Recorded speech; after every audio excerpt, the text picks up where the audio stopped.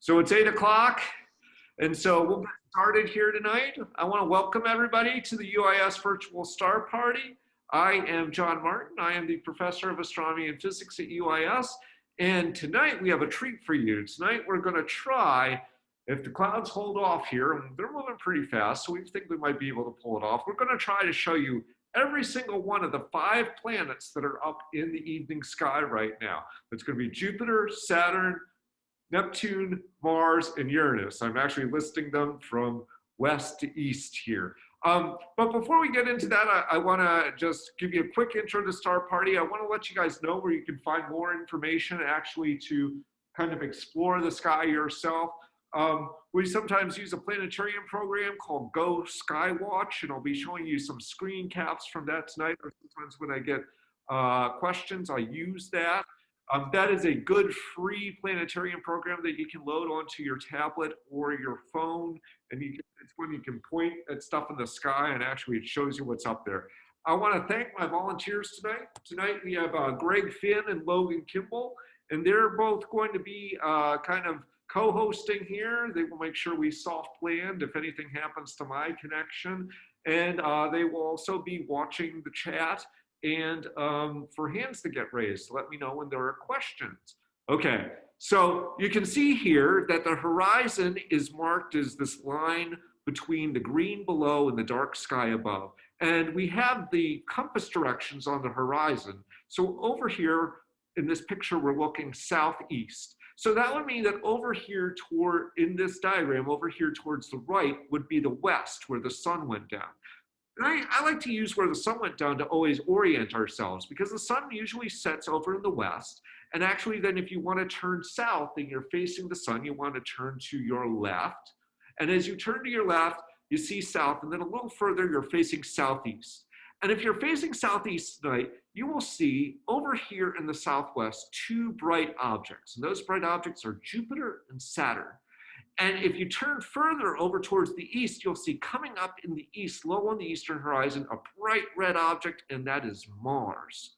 Now, 2 other planets that are up that you can't see necessarily right now are Neptune, which is about right here between Mars and Saturn, and Uranus, which is a little further over from Mars. So we actually have 5 planets up in the sky tonight, and we're going to try to visit each of them with the 20-inch telescope. Now, let me switch over. Oh, Jupiter's back. Jupiter's back. So I should switch to that, share it. Okay, we're contending with a few clouds, guys, so you're going to have to bear with that a little. But to start us out, we have the telescope on Jupiter. So what we have here is we are looking through the 20-inch telescope. So we have our 20-inch telescope is, of course, our 20-inch telescope is here at the Research Observatory. I'm sitting out in the dome with it, and I've just put a camera on the back where we would put the eyepiece to look through it. And you're seeing this pretty much live because you can see the motion of the Earth's atmosphere. Jupiter is actually pretty low in the sky right now. If you're looking at this, it helps kind of stand back from it. Can you see this little discoloration here? You might be able to see it get sharper and harder to see. That's actually Jupiter's great red spot. And we can see some of the bands in Jupiter's atmosphere here as well. I'm going to actually, let's see if I can move this. I am going to actually change the exposure here a little. What I'm going to do is make this window bigger so we can see it. I'm going to zoom out, and I'm going to actually move Jupiter off to one side and show you that there's actually something else here as well. So I'm actually moving the telescope now, is why Jupiter moved. I moved him off to the side because if I change the exposure here, one thing I can do is change the exposure on the camera. And if I do that, we can see, and I need to fix it so it's tracking and it's not smearing those. Give me 1 second. Do you guys see those other two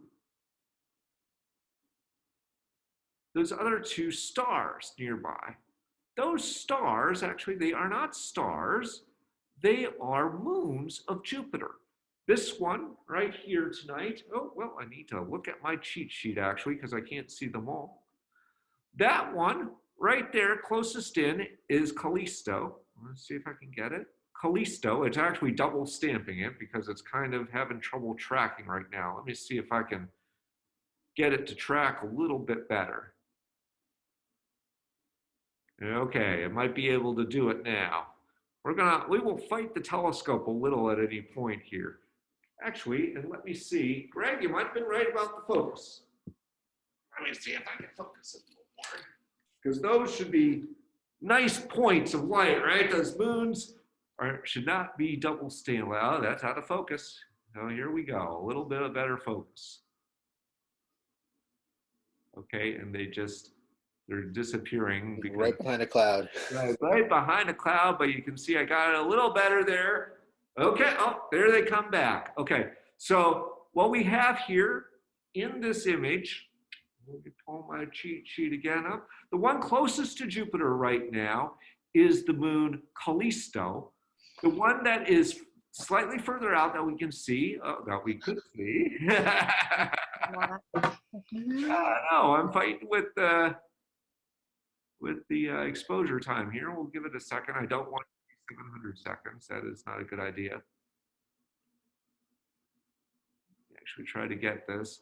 We're looking through a cloud, so it's kind of fighting with it.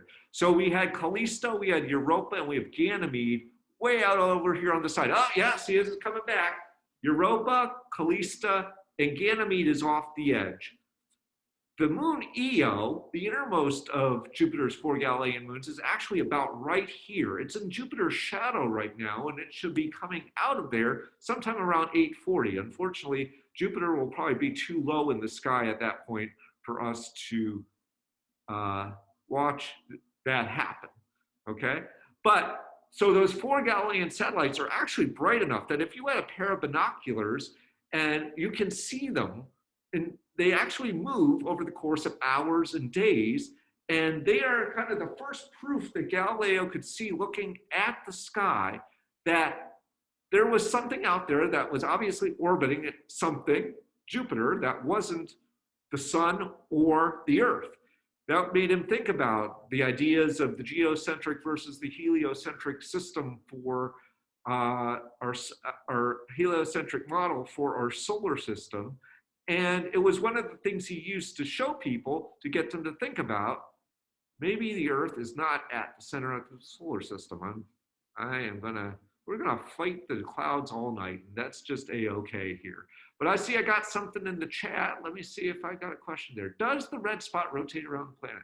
And Logan's got it. Thank you, Logan. But I'll just answer that for everyone. The red spot actually does rotate around the planet. It moves with the entire planet. It is a fixture on the planet itself. And actually Jupiter rotates about once every 13 or 16 hours, and it is 13 times the diameter of the Earth. So it's actually spinning really fast for its size. That's why if you measure it across the equator like that, it's actually bigger than measuring it from pole to pole. Okay, I don't want to spend all night on Jupiter here, but let's see. I'll actually ask if there are any other questions about Jupiter before I try to move on to Saturn. Let's be positive. Let's say before I move on to Saturn, right? Any questions out there? Okay, so what we're going to do next is I will let you guys look at Jupiter while I type some stuff into the computer. Hopefully we won't lose that share. So I am basically just coming over to the computer control for the telescope, and I'm going to type in the next set of coordinates, which are for Saturn. Okay, so the way we tell where things are in the sky actually is by using what we call right ascension and declination, where those give the coordinates of an object on the sky. And they are like latitude and longitude, where right ascension is like longitude, and declination is like latitude, measured north and south of the celestial equator. Actually, right now, Jupiter and Saturn are pretty far south of the celestial equator. That's why they're so low in our southern sky and hard to see sometimes. Okay, so let's say bye-bye to Jupiter. Actually, Jupiter is getting lost by the lip of the dome, actually, too. Our telescope was almost pointing at the dome wall. Okay, so we're moving Saturn. Oh, and we got close on the first try. Let's hear it for the telescope tonight. Let's see, I need to adjust some things here, but I think we're almost there. I'm gonna see if actually I can get it where I can see one of Saturn's moons to track this. No, no such luck. We will come back here. Let me see if I can actually zoom out. Okay, I should be able to see. Oh, yes, cloud. Let's give it a second. Saturn is right now in a cloud. But there we go. Let me adjust that back down. So here we have our second planet. This is Saturn. We know Saturn, of course. Saturn's a favorite because Saturn is the one with the rings, those beautiful rings. So it turns out that Saturn's rings are so bright and beautiful because they're made out of ice crystals. When you think about it, water is a very reflective substance. And so that's why actually the rings are so bright. All the gas giant planets actually have rings. Saturn's are nice and bright because they're really extensive, and they are also made of water crystals, which makes them very bright. Let me see, I think I have something in the chat here. Where are the five planets we will see tonight all formed at the same time? Where are the planets, five planets we see tonight all formed at the same time? Yeah, actually, that's a good question. So in our solar system, all the planets formed at roughly the same time. So the way the planets formed is they formed in a disk of material around the young sun. So our sun, when it was forming, basically the leftover material from its formation went into forming the planets. So the leftover material ends up in a disk, a very flat disk, circling around the sun. And in that disk, there are particles that start to stick together. And as things get bigger, they get enough gravity to pull more in. In the outer solar system, the planets grow a lot bigger, a lot faster, because out there you have water, you have ice you can use. Close to the sun, you don't have ice, and so you just have rock to build planets, and so the rocky planets don't grow as big. But in the outer solar system, the ice that's available to help build the cores of these planets helps them grow really big, really fast, and they start to accrete or collect gas. And so they grow really large in size. So actually, all the planets in the solar system formed via about the same process at the same time around the sun. It probably took somewhere around a couple 100 million years for that process to occur and things to sort themselves out. It's very likely, actually, that there might have been more planets that formed around the sun than we have now, because we know from studying other planetary systems and from trying to model this process in computers that it ends up being pretty chaotic, and the planets actually end up interacting with themselves in a way where sometimes planets are thrown out of the solar system or they collide with each other. In fact, it was a collision between a planetesimal about the size of Mars and the young Earth that helped create our moon. So our moon was actually created in a collision between two protoplanets that were growing in the nebula around the sun. This is pretty good right now. I'm gonna see actually, we are a little low in the sky, and so part of the deal is that we are looking through a lot of atmosphere. I wanna remind you guys actually that the atmosphere does move around. We don't have a perfectly clear view through it because the air bends the light, and as the air is moving, just like looking at, say, like heat rising off a parking lot during the summer. The ground collects heat during the day from the sunlight and it lets go of it at night. And since we're looking very low on the southern horizon, we're seeing kind of that rippling of the heat.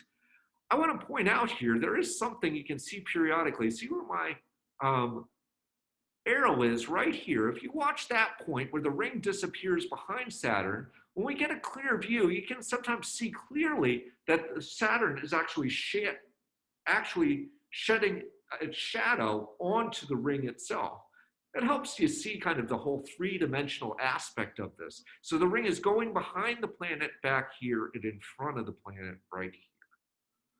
And it is really dancing around tonight, isn't it? Let me take a second actually to kind of zoom out and see if I would be able to actually see one of Saturn's moons. Let's see if I can zoom out and see this, because the moon Titan might be there tonight. I think it was supposed to be up in here. I'm not seeing it very clearly at all. Let me see if I can go to just a slightly longer exposure. No, we aren't having any such luck with that tonight. You guys that were with us last week might have remembered we were able to, oh, actually, I know how to do this. I'm seeing a few of them over here. Let me get this so that we can see it. So I am going to leave behind this. Yes, it's going to complain bitterly while I change the program. I will be right back though. Don't let it complain too much. Let's see, we're going to share the other screen with you. I basically need to switch the program I have controlling the camera to get a kind of nice longer exposure view of Saturn here. So it's doing one. This is going to be a 10-second one, and hopefully we'll get a kind of good view of what's going on around Saturn. Aha. Okay, see this with Saturn? We can see 1, 2, 3 moons. Let me actually pull up my cheat sheet here and tell you which those are. So that is actually, oh, I need to come back here. That is actually, sorry, 1 second. That is actually Rhea, Dione, I think, and Enceladus. So Rhea, Dione, and Enceladus right here tonight. Titan is actually off the screen way up here. Titan is actually Saturn's largest and brightest moon. It actually is big enough that it has its own atmosphere and clouds and weather. It's a kind of neat moon in and of itself. It is a moon that is far enough away from the sun that the temperature on it is such that the chemical methane actually exists as solid, liquid, and gas. So the methane on Titan actually forms lakes and oceans like water here on Earth. There are clouds, and we think it might actually rain or snow methane out of the atmosphere on Titan as well. Okay, let me actually just switch back again before we go, because it looks like Saturn got nice and bright again. And so what I'm going to do is I'm going to switch back so that we can get a nice, maybe one more view of Saturn before we move on here. And let me set up my share. Okay, play. And no, I don't want it to be 6 seconds. Let me give it a better than that. Oh yeah, so let's zoom in on this again, because it looks like we're going to get just a nice pretty view of Saturn before we say bye to it here. So really, one of the things I like about this camera we have on the telescope, of course, is it gets blurry. Right? One of the things I like about this camera on the telescope is actually it gives you an idea of what you would see with your eye. It shows you what it is in color, and it kind of updates things fast enough that we are able to clearly show you, we are able to kind of give you an idea of what it looks like to look at through the telescope, that it updates, that it shimmers and it moves, and it looks very much like you would see looking through the telescope right now. So this is the closest we can give you to the looking through the telescope experience without actually being here. And that's, I like that camera, this camera, for that reason. Actually, at this point, why don't I ask if anybody has any questions about Saturn, actually, because we're at about the 1/3 mark, so I need to get moving if we're going to finish our grand tour tonight. Do we have any questions about Saturn right now? Dr. Martin, I kind of have a general question. Sure, yeah, Greg, go ahead. It's it's kind of an add-on to David's question about how the planets were formed, or when, or yeah. You mentioned that all of the planets, generally speaking, follow the same kind of formation process. You know, they kind of coalesce heavy objects, which then coalesces the gases. But why is it that the inner solar system only has rocky planets and the outer solar system only has gaseous planets? Nice leading question, Greg. So the reason for that is because the sun is the source of all the heat and light in the solar system, right? So when you get close to the sun, it gets warmer. That means that closer to the sun, that water cannot freeze into ice. And if water can't freeze into ice, then it isn't available to build solid things. So somewhere between the orbit of Mars and Jupiter, there's what we call the frost line. It's the point inside of which that you're too close to the sun for water to be solid ice. So inside the frost line, all the planets that form are made out of rock, mostly rock, because that's what can be solid to build planets inside the frost line. Outside the frost line, you have ice. And so ice can be used to build the cores of these gas giant planets. And in fact, almost all the moons going around these gas giant planets are about 50-50 rock and ice.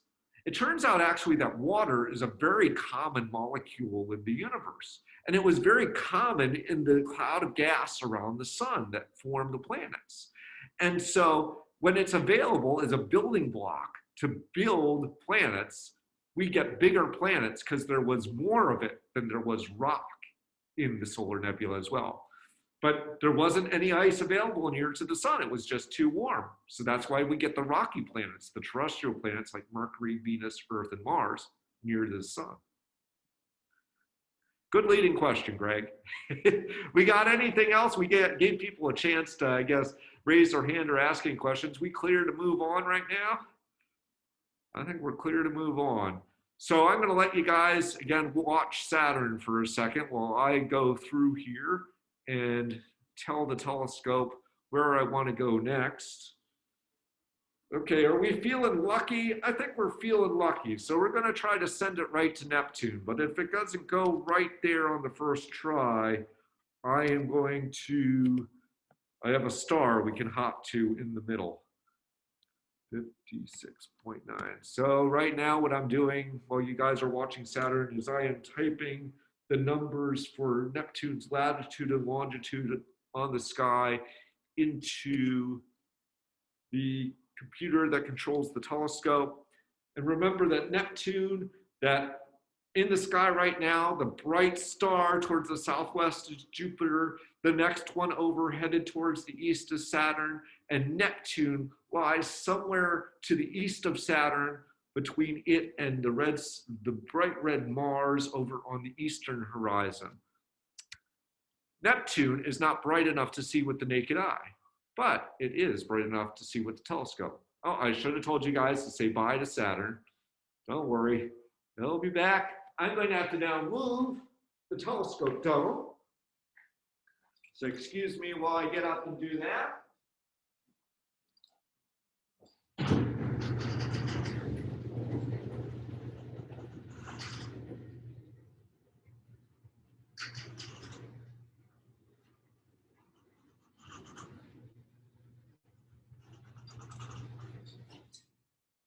Actually, from what I can see out the dome, the sky is looking kind of nice. I think I have Neptune. Let me try to steer it in. It's one of those two. We're going to see if it is. That is it. In 1 second. Let me see. I'm going to need to change my exposure time here.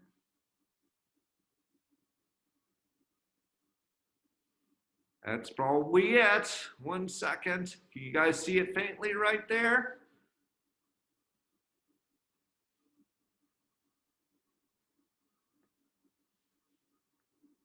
I think I might do better if I go to my other,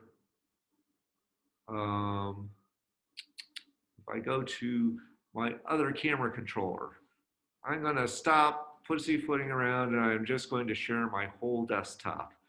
I hope there's nothing embarrassing on it today. Okay, so it's one of the hazards of Zoom, right? Sharing your desktop. You got to make sure it's clean. Oh, there we go. You guys see that there? Our third planet of the night. This is Neptune. You see that Neptune has a nice kind of blue tinge to it. Do you see this other kind of thing floating by it right there. That's one of its moons. Let me just check really quick which one it is. I believe it is actually Triton. Yes, it is the moon Triton. It is Neptune's largest moon. So Neptune has a nice blue color to it. That's part of where kind of its name came from. Neptune is, of course, the Greek god of the sea, and Neptune as a planet has a nice blue color. What gives it that blue color, though, is methane in its atmosphere. So when methane freezes and crystallizes, it makes an ice that has a blue or a teal color. And so the colors actually of Neptune and Uranus are due to the methane clouds in their atmosphere. I'll point out that Triton, which we can kind of barely see there as we kind of take exposures here, that Triton, Neptune's largest moon, actually is very interesting. When the Voyager spacecraft flew by Neptune and took pictures of Triton, it revealed actually that it had landscapes we hadn't really even seen or thought of before. Triton, of course, is a very icy moon, and Neptune being the furthest planet from the sun, Triton actually probably is an object that was captured from the Kuiper Belt. So the Kuiper Belt is a icy asteroid belt that exists just beyond the orbit of Neptune. It is the belt, it is an icy asteroid belt that it contains Pluto and Charon. Pluto is probably the most famous member of the Kuiper Belt. Now, Triton, we think, probably was a member of the Kuiper Belt that wandered too close to Neptune and was captured.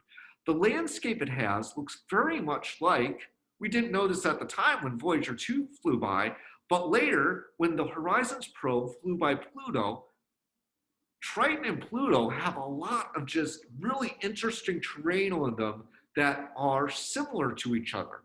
And on Triton, Voyager actually took pictures of erupting ice geysers, only it's probably not ice water because it's too cold on Triton for it to be ice water. It's probably, and it's actually too cold on Triton for it to be even like methane. We think that what's erupting out of the geysers on Triton is actually liquid nitrogen. You know, it gets cold enough on Triton that what's air in our atmosphere here on Earth actually liquefies and is a liquid. And so those ice geysers on Triton are probably actually liquid nitrogen geysers. And there's just some really interesting terrain on both Triton and Pluto that we see and we're able to share. Okay, this is our first time sharing Neptune. I'm glad we were able, it's worked so far. Okay, we got a great view of Neptune. Thank you. Anybody have any questions actually about Neptune? So Neptune actually also is what we call an ice giant planet. So we sometimes we differentiate, we've started to differentiate between different types of gas giant planets.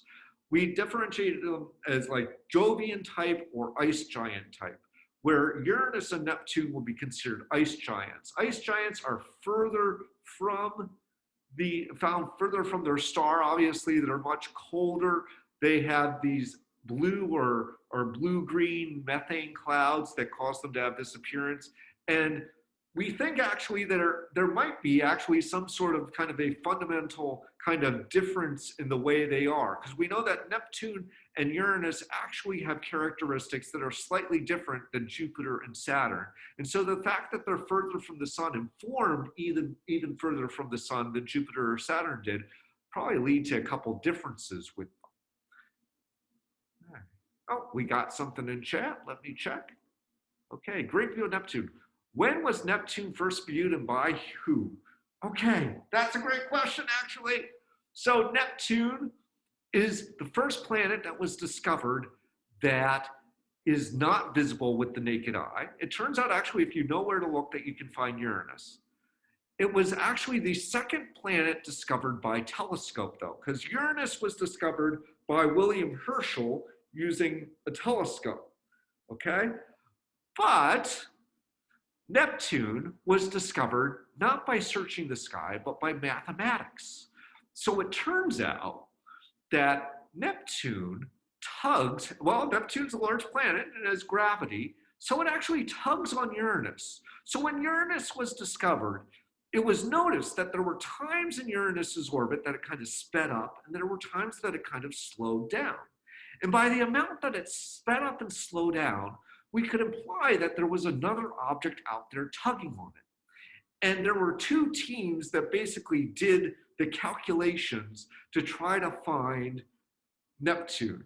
There was one in England and one in France. And the guy in England, Adams, actually tried to get people in England and at the Royal Observatory to go look for where he had predicted it would be, and they kind of blew him off. They were kind of like, that's no big deal. The French, though, were a little more industrious, a little more persuasive, and they got a German astronomer, actually, and I can't remember his name right now. I'd have to go look that up. But they got him to actually search the part of the sky where they predicted Neptune was. And on the second night he was looking, he found it. And so actually it was a bit of a scandal in Great Britain that the French beat them to this planet, because after it was discovered, it came out that they could have done it if they actually were able to, and that the Royal Observatory dropped the ball. So it was kind of a bit of a political scandal that plays into that whole rivalry between the French and the British, actually. But Neptune was predicted by mathematics and found based on a mathematical prediction. So that makes it a really interesting and unique planet. Yeah. It said okay, I got another question here. It said there is a little blue spot on Neptune right in the middle, like the red spot on Jupiter. Is that also a storm? So on Neptune, there is the great blue spot. You are correct. We can't see it with the telescope, but Voyager, when it flew by Neptune, was able to take these great close-up pictures where we could see it. I think actually also that it might be possible that the Hubble Space Telescope is able to see it.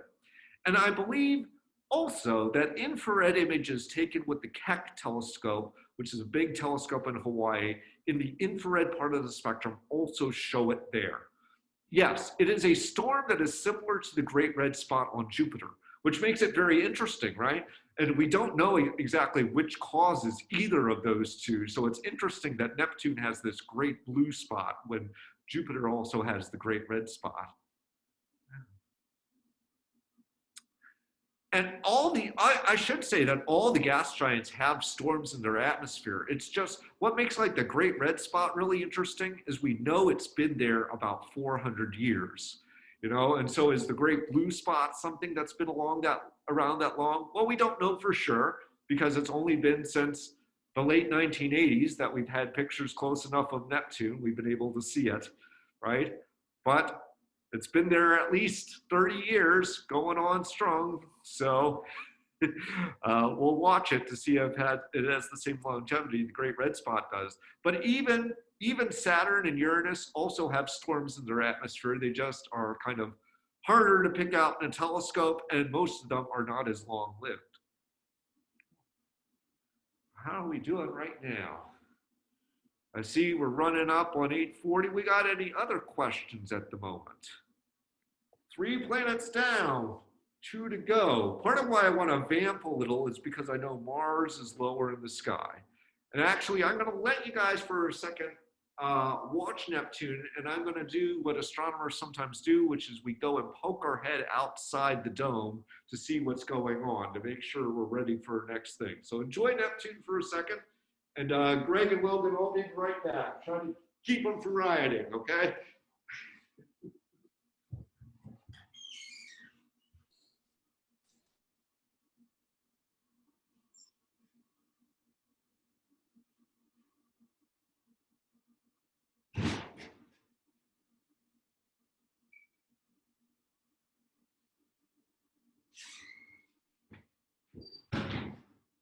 Okay, I'm back. Neptune's still there. And actually, the sky is looking good. It looks like we're going to be able to complete our grand tour here tonight. Mars is at a good position. Did we have any questions while it's gone, guys? Are we ready for the next one? I think we're good to go. We're good to go. Everybody's like, show us Mars. That's what we showed up for. Mars is next, because remember, heading from West to east, we have tonight lined up Jupiter, Saturn, the Neptune that we're looking at that you can't see with your eyes, and then Mars is the bright red one in the east, and a little past Mars is Uranus. So what I'm going to do now is I am going to give the telescope some instructions. I'm going to let you guys watch Neptune while I do that, because that is more interesting than watching the numbers fly by. Although some of you guys might find the numbers flying by interesting, we can do that another time, or I can show you if there are questions about that. Let's see.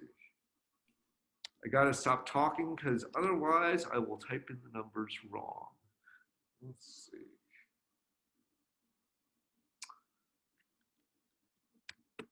So I've heard people say lately when I've talked to them during the day, people have asked me, what is that bright yellow thing up in the sky at night? Because people regularly, and for good reason, usually expect Mars to be red.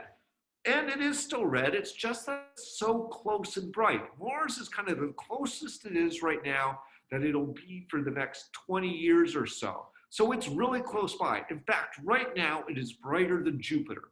And normally Jupiter is brighter than Mars. So it is really bright right now. So for some of you guys, actually, it might appear more yellow than red when you go out and look at it. Okay, let's say bye to Neptune, because we're gonna take off for Mars here.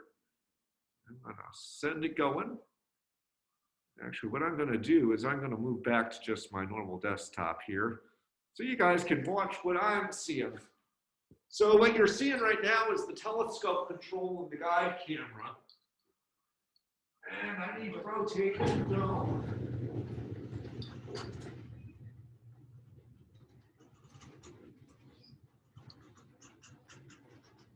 The telescope did not fall off its mount. Oh! And what, do you think we have Mars, guys? That is it in the guide camera right there. I am going to need to lower the exposure time, okay? And I'm now going to steer the telescope so that we can get Mars, because that little orange box I have in the guide camera field of view tells me about where I want to put objects that I want to see in the main telescope. The guide camera gives me a wider field of view, kind of like a gun sight on the telescope that lets me line things up. So if I put that Mars there in the middle of the orange box, I should be able to come back here, and it's going to really complain because it's probably way overexposed. Yep, let me go to my other planetary imaging program for Mars, because Mars is, as we said, brighter than Jupiter right now. And so it's gonna be really bright. Oh, that is not good. Okay, it appears to be fine. Okay, everybody that knows computers, their heart just stopped a little as they saw that the warnings flash by, but don't worry, computer's still here, I'm still here, telescope is still here, it is all working. I am going to try to adjust our exposure on Mars here so that we can see it. Oh yeah. So you guys are probably all there screaming at me now, make it bigger. Okay, make it bigger. There is Mars.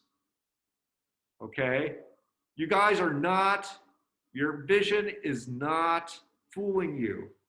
There is a dark feature here on the planet. And if we watch it for a while, you'll get kind of clearer views from time to time. We're dealing with the same thing we dealt with actually with Jupiter. Mars is actually in its summertime right now, so its polar caps are not very big. They've shrunk quite a bit. Sometimes you would be able to see kind of a little bit of white on the top or the bottom, but it's Martian summer right now, so the polar caps have actually shrunk to the point where they're a little harder to see. The polar caps on Mars actually are mostly frozen carbon dioxide. We know there's probably a little water ice in them, but they're mostly frozen carbon dioxide. And Mars has an interesting seasons, actually. On Mars, Mars's axial tilt is not as much as the Earth, but its orbit is less circular than the Earth's. That means, actually, that Mars has seasons, not because its axis is tilted, but because there are times actually, due to its less circular orbit, that it's slightly closer to the sun or slightly further from the sun. It's slightly closer to the sun right now, which is why this is actually a pretty close approach that we're having between Earth and Mars right now, because Mars right now is close to what we call opposition, when the Earth passes between Mars and the sun. So that means that Mars is in the opposite part of the sky from the sun. And when that happens is the time of year when Mars is closest to Earth, right? You can draw out the orbits and see how that's going to happen. And when that happens, when Mars is near one of its closest points to the sun on its orbit, it's going to be closest to Earth, right? So this is actually one of the closest views we've gotten of Mars, I think, for the next 20 years. Well, thank you for complimenting Mars. Mars likes your compliment about being so gorgeous. Do all planets in our solar system have seasons? Yes, Kristen, that is a great question. The short answer to that is yes. All planets do have seasons. Now, as I said on Mars, they're driven more by the orbit getting closer or further from the sun than they are by the axial tilt, but it still has seasons. Uranus has the most extreme seasons. Now, we aren't going to be able to see that tonight, but that's because Uranus's axis is tilted, its rotational axis is tilted almost 90 degrees over. And that means actually that there are times when a whole hemisphere is in darkness because its axis is tilted over, so its north pole is sometimes pointing at the sun, or its south pole is sometimes pointing at the sun. So Uranus gets the most extreme seasons actually of any planet in the solar system. Let's see, what have we got in the chat here? The whole of Mars is in summer. Yep. So that's the way it works, because it doesn't depend on the axial tilt at all, because it mostly depends on that distance from the sun and what we call the eccentricity of Mars's orbit. All of Mars is in summer right now. And actually that has implications for when sandstorm season is and other things as well. Mars actually does have weather we can view from Earth. Right now, you're able to see the dark region on Mars, and I'm actually pulling up my map so I can tell you what it might be right now. Wait a second.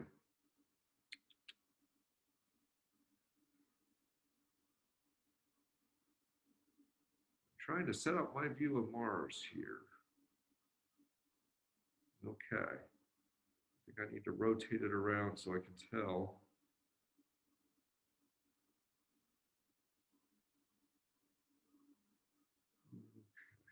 I'm trying to figure out what that dark might be. I think it's called Terra Serenus. Terra Serenium actually is the dark part there.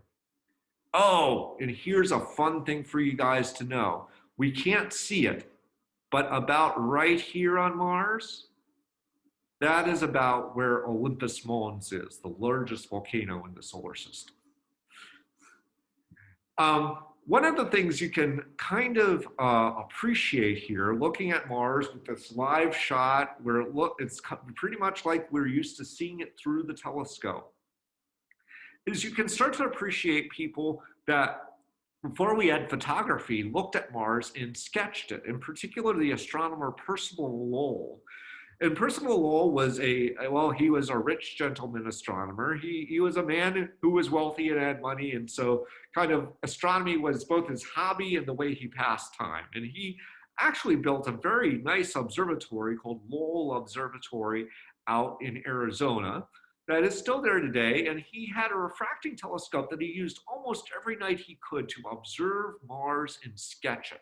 And the way he would sketch it is basically by watching it like this through the telescope. You can see that while we're watching it, let me center it up a little here better. While we're watching it, actually, there are times where your view is clearer and there are times where your view is less clear, right?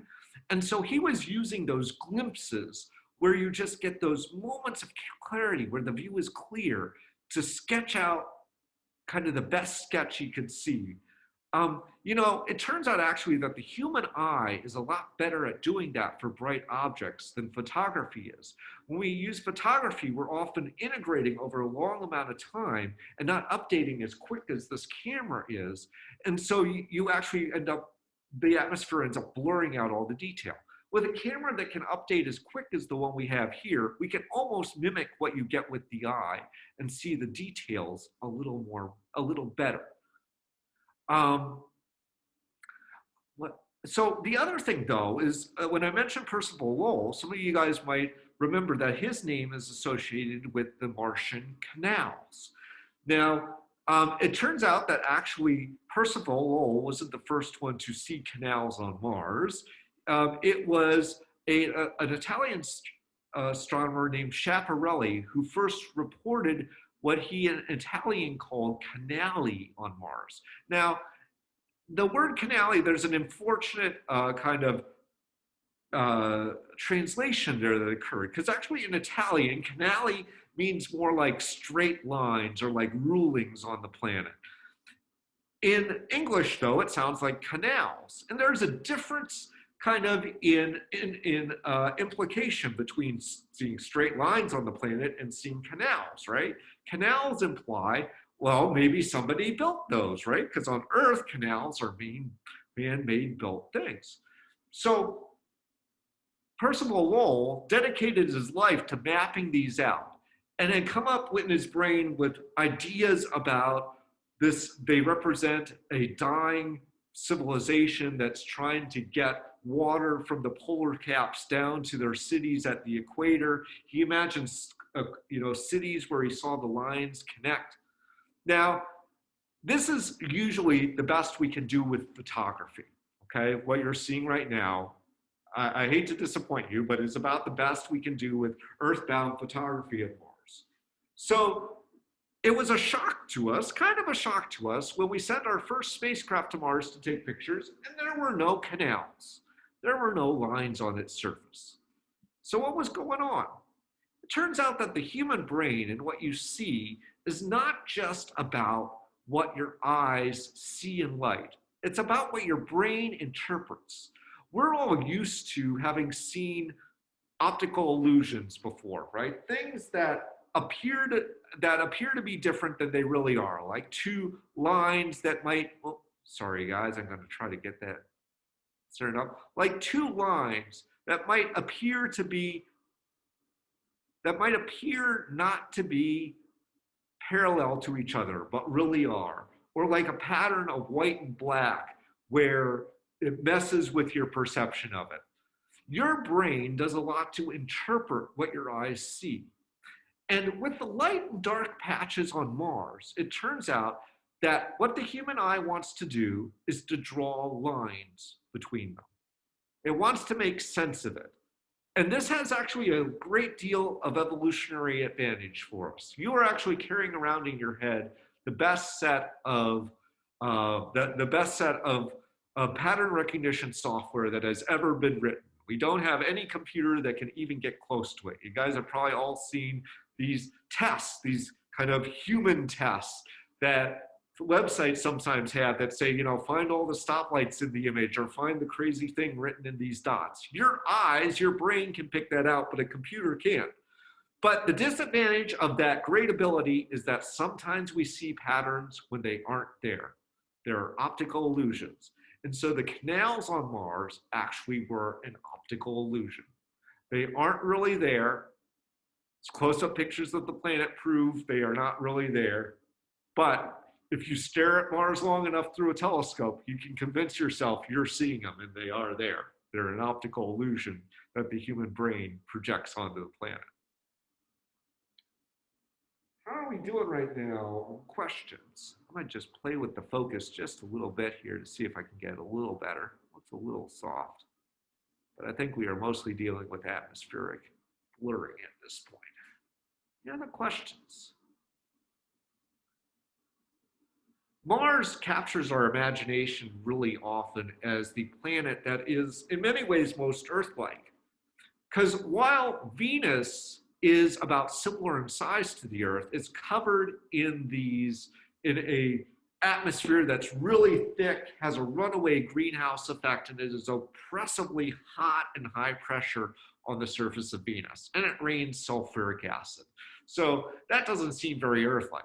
But Mars has an atmosphere we can see through. It sometimes has clouds. It has kind of a very familiar feel and surface to it, terrain similar to the Earth. And so this is why Mars often captures our imagination more than, say, Venus, because even though it is really cold and really dry, I mean, the warmest day on Mars is colder than the coldest day ever recorded on Earth. It still actually is a lot more like Earth than Venus is, and that's why it captures our imagination, I think, the most as someplace to go.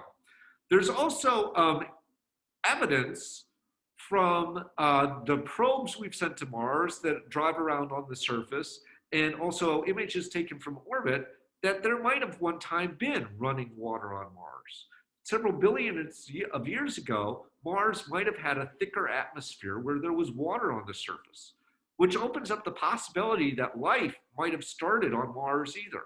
We don't know if it's still there or not, if it started, but we're very interested in either finding fossilized life or finding a place that maybe life found to survive when the planet changed and the atmosphere became thinner and couldn't hold heat on the surface as well anymore, and the water kind of all dried up.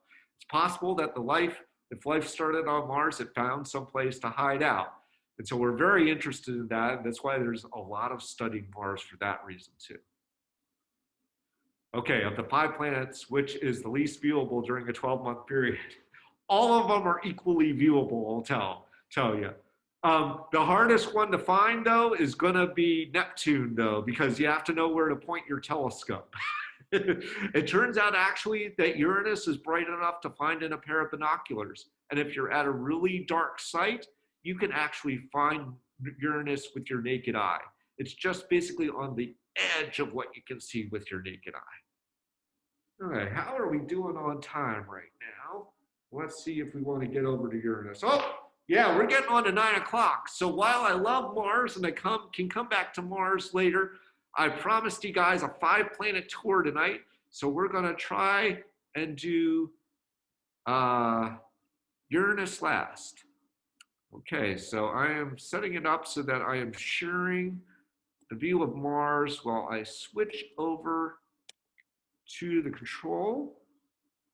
And it paused it on me. I don't want to do that. Let me see if I can do this, people, in a way where you get to keep watching Mars while there we go. Okay, I think you get to keep watching Mars now while I play with the telescope control. Now, remember our last planet? The one that's furthest east is Uranus. We started the night at Jupiter, far over in the west. We then moved east to Saturn. After that, we moved a little further east to Neptune. We came over to the eastern part of the sky for the bright red Mars. And now we're going to go about an hour further east. An hour is about 15 degrees. An hour further east to Uranus. And let me be quiet so I correctly type in my numbers.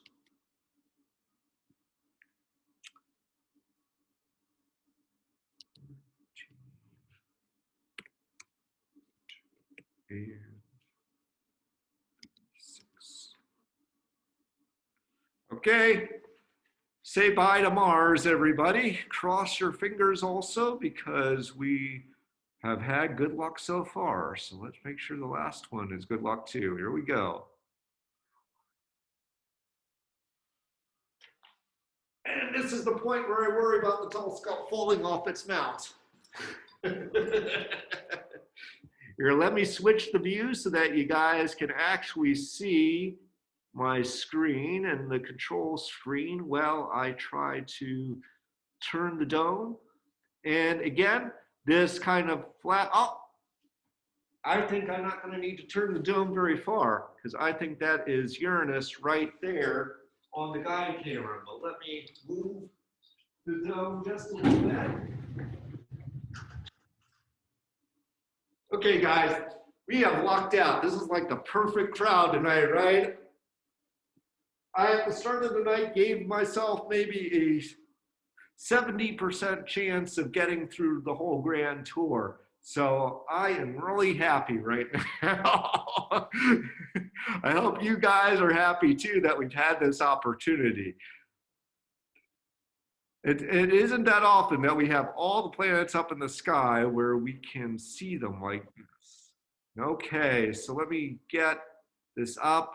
Yeah, I'm going to need to switch to the other camera controller for this one. The one I used for Neptune is the one I'm going to want to use here.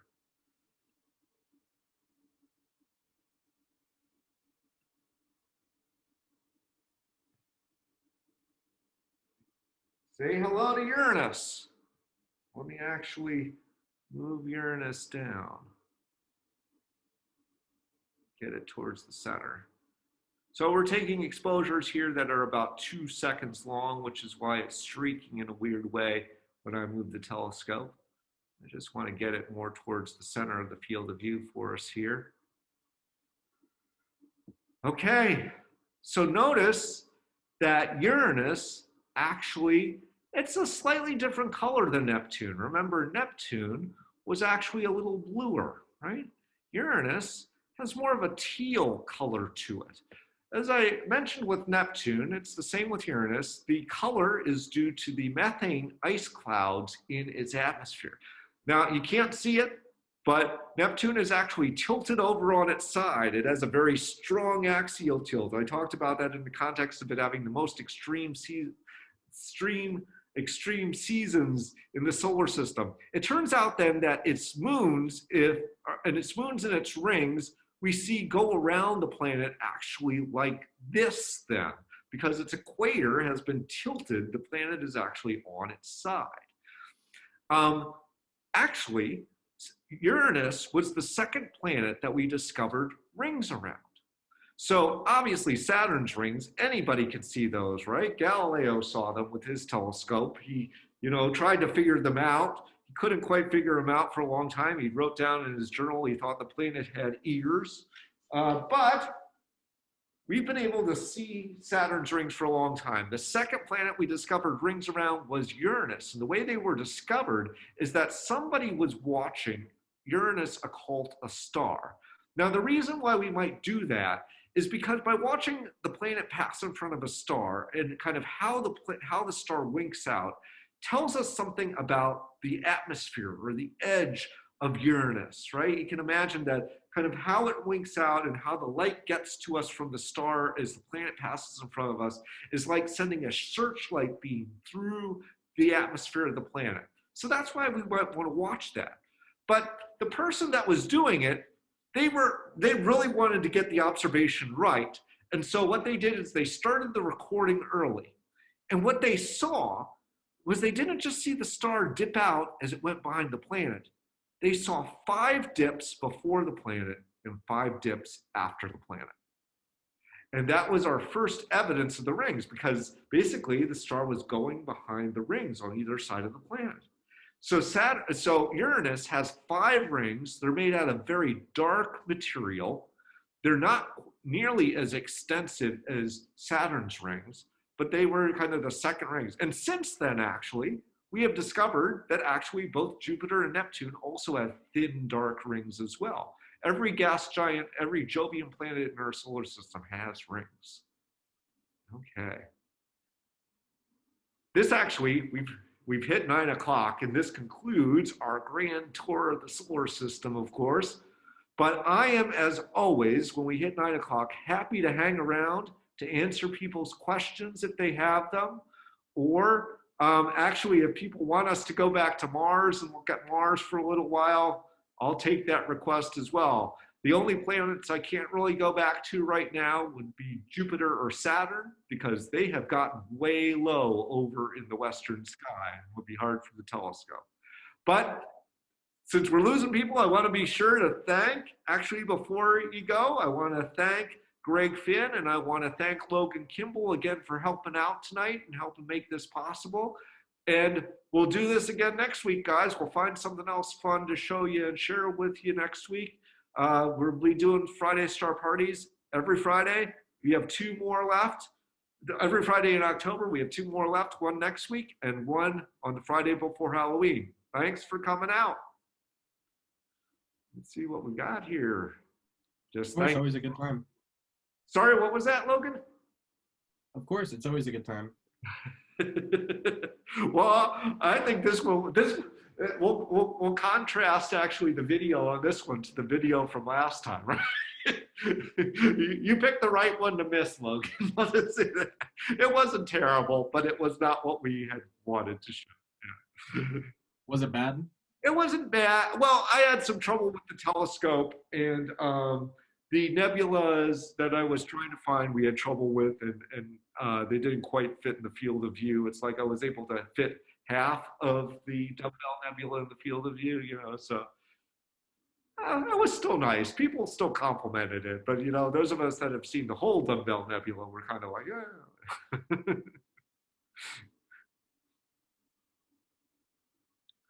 Oh, I guess people are taking off. Actually, Greg or Logan, you guys have any requests while you're here? I mean, it's a way I can pay you back if you wanted to see me to go back to either of the planets and see more of them. No, I'm actually good. I'm probably going to be heading out here in a second. Well, that sounds good. Thanks a lot, Logan. And Greg, if you need to get going, that's just fine too. I can hang around and see if anybody has any questions on the end. Of course. I also think Greg might have already left. Greg might have walked. That's just fine. That's just fine. That's good, Logan. Thanks for helping out. And I think I had you next week too, right? Yeah, I'll be back next week. Very cool. And I sent you an email and think about that and get back to me, okay? I will. I got it. I'm just, I know you're good. I have a few other things to get to before I start having to think about that. I understand. I just wanted to make sure you had that offer, but I'm here when you're ready to talk about it, okay? Absolutely. Thank you very much. We'll talk to you later, Logan. Bye. Have a nice night. You too.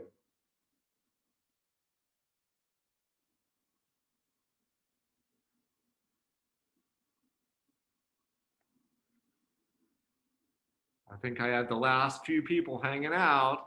Actually, what I'm going to do here, I'm going to do this sometimes. I'll make it possible for you to unmute yourselves if you want to unmute and ask any questions. With the number we've got here, that shouldn't really overwhelm anything.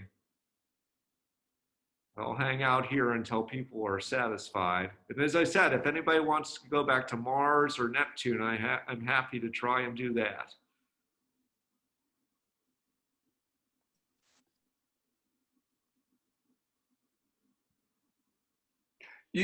You'd asked a little. You'd mentioned when all the inner planets are all rocky. Yeah. Do any of the other planets have soil, or is that unique to Earth? Oh, that's a great question. So, yeah, the other planets do have soil. Now, Earth's soil, of course, has a very high organic content, especially what we consider fertile soil here on Earth, right? And that's obviously not going to occur on other planets. But even the moon, for example, the moon has this lunar dust on it that you've probably heard before. It's actually created by micrometeorite impacts. The surface of the moon getting sandblasted over billions of years has actually created kind of a thin, fine soil on its surface. Mars, of course, is famous for its dust storms, right? It's more a sandy soil, but of course it's a soil. We don't know as much about the surface of Venus. We haven't gotten really a chance to explore it in detail. The record for spending time on its surface and functioning as a probe is 20 minutes. But we can assume it's probably about the same. And Mercury looks like it's very similar to the moon. I would expect if we were on Mercury, you'd have a similar soil there. And actually, it's interesting you say it as soil, because we had actually, I don't know if you've been in Springfield for a while, but there used to be a professor at UIS, Jim Veselniak, and Dr. Veselniak taught in the clinical lab science program but his postdoc as a biologist and a botanist had been working on growing pine trees in lunar soil. This is something actually we've thought about and tried, because if people are going to go live on these planets, right, we have to know, what do you have to do to grow something in that? It turns out, actually, Jim would often tell me when he talked about it, he said that pine trees actually grow pretty well in lunar soil, it turns out. Oh, wow. Surprisingly, yeah. But you might have also read The Martian before, where there are chapters about, well, what does he do to all the Martian dust to make it so he can grow potatoes in it, right? So we would probably have to enrich it, but yeah, so there is soil on other planets. Yeah, good question. Thank you.